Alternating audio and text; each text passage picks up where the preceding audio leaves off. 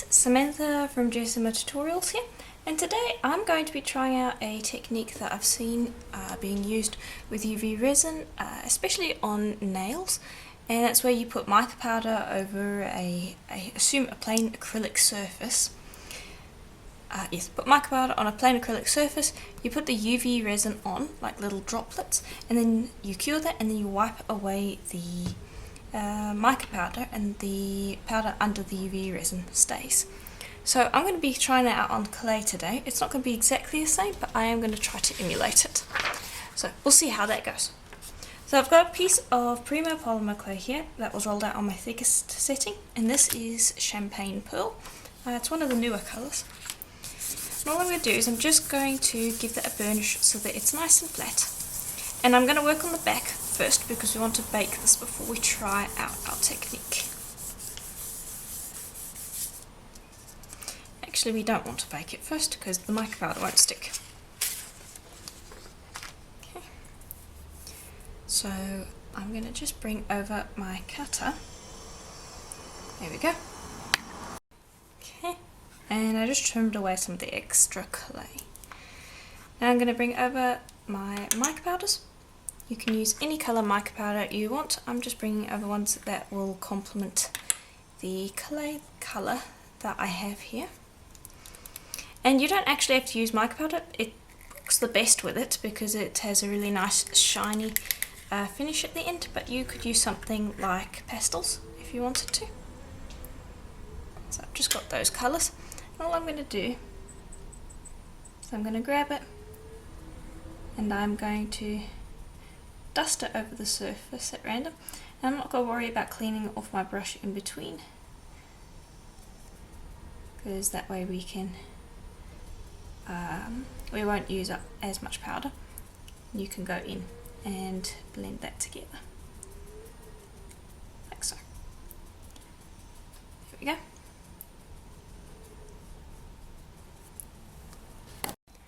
Okay, and now I'm going to take that and I'm just going to take it off the paper, put that away because we've got extra mica powder on there. I'm going to put it mica side down and I'm going to just create something on the back so that we have a double-sided piece. And I'm going to bring over this nice red foil, or it's actually a metal leaf.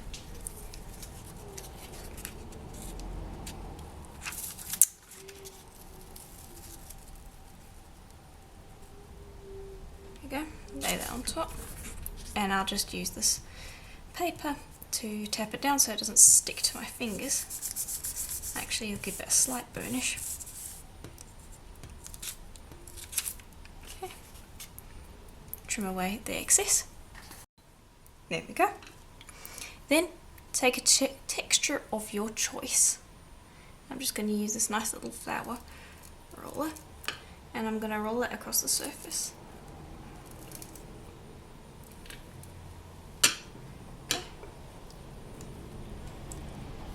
And that's just going to make a nice back.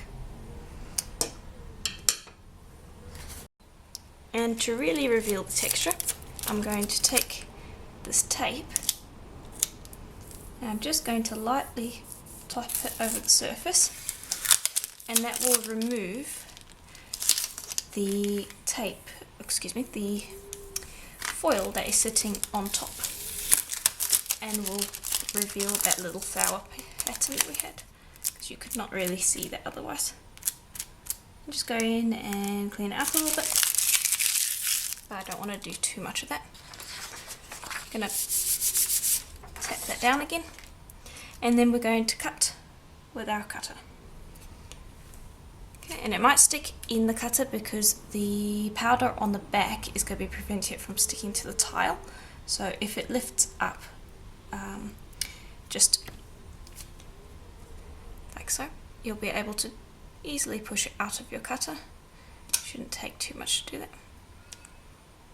There we go. Grab a piece of paper, put it with the mica side facing down so that we keep that super flat,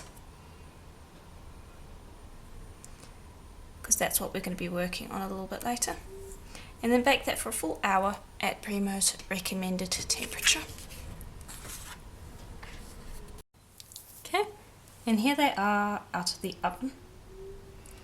So now just going to flip them over and we're going to apply resin to it. I'm going to put one to the side for a moment because I don't want to accidentally knock it while I'm working. And I'm just going to use a UV resin. Any UV resin will work. And I'm just going to drop resin onto the surface. And I'm going to try to vary the size. And don't put them too close to one another because you don't want them bumping into each other because that would ruin the effect. Of course, until it is completely set, you could wipe off any mistakes, but it's just easier to not have to do that.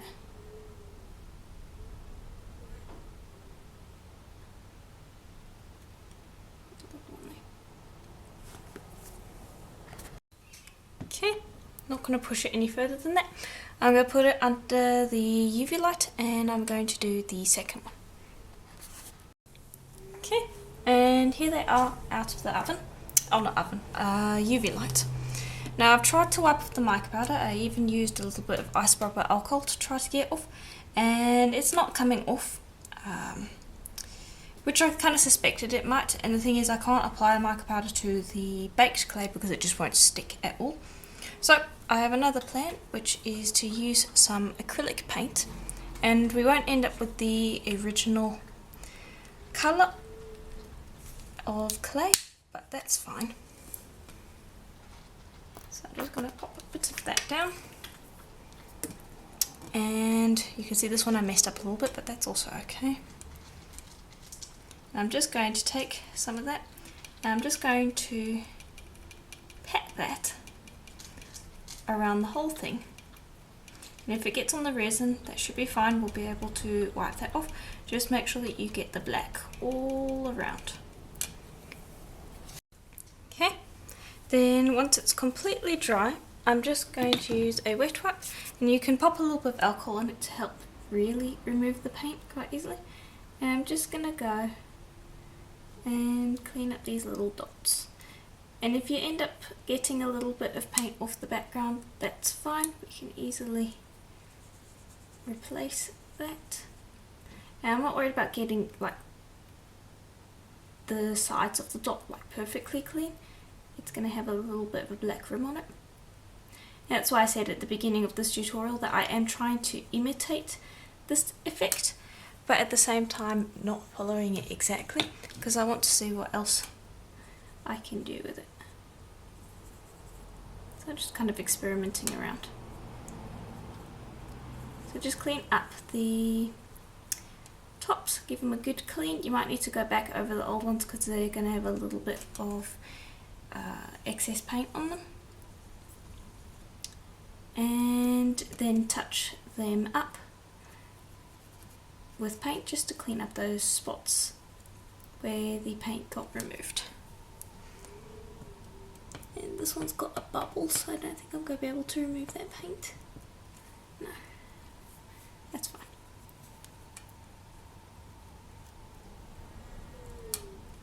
Okay, then just go touch up that paint. There we go. Then the last thing to do is just going to be take some gloss varnish, and I'm just using Varnishing, and I'm going to pop that over the whole surface, and this will bring back the shine on the resin, and also it will seal up the black and make it look less matte, because I'm not quite happy with that really matte look that we've got.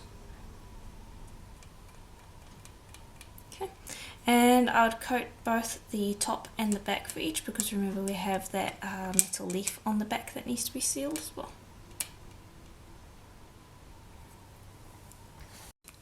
Okay, and there we go. So I've varnished both sides. You can see it's got a nice little sheen to it.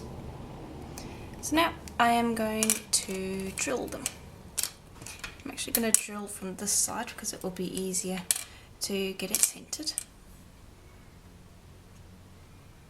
And we're just going to assemble them like we would any other earrings. Now today's video has been an experiment. I'm not quite happy with the technique. I might experiment around with it more to refine it, because although I like the red side over here, this is an established technique that I knew would work. This side, I'm not 100% on it. Let me know in the comments below what you think, whether it turned out well or not. But yeah, I think I'm going to continue messing around with that, see if I can get it a little bit more refined, to the point where I won't have to use paint and we can have the solid clay colour on the other side. But yeah, it's fun to experiment, so I thought I'd show you. But you can see it's easy enough to drill a hole. Yeah, and to assemble them, just grab a jump ring, open that up, slide it through the hole that you created, and then grab an ear wire, place that on, and close your jump ring. Then repeat with the other one. And there we go. That is pretty much it. So yeah, that's about it for today's video. If you enjoyed it, please do let me know in the comments below. And if you liked it, consider leaving the video a like, as that helps it out and is greatly appreciated. And if you'd like to see more experiment videos like this one, let me know in the comments below, and we can have more in the future. And as always, I will see you in the next video. Bye for now.